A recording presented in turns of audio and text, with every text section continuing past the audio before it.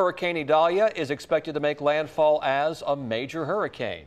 And red flags are flying along our area beaches, a warning to swimmers about the risk of rip currents and dangerous surf. And these conditions are likely to continue for the rest of the week.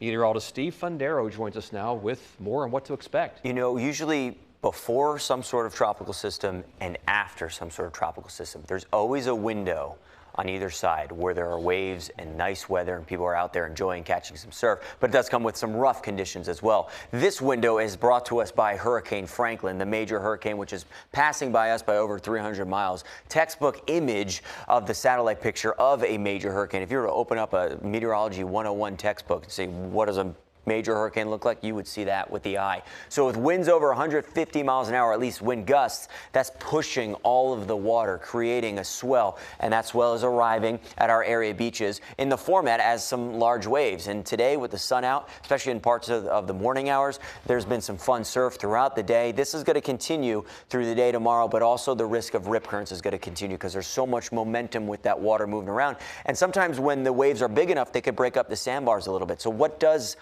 rip current look like, and what is a rip current? It's a big channel of water that moves away from the coastline, the opposite direction of the way the waves are moving. So there's a break or so in the sand down at the surface, and there's a channel of water that moves away from the sand, away from where it's comfortable.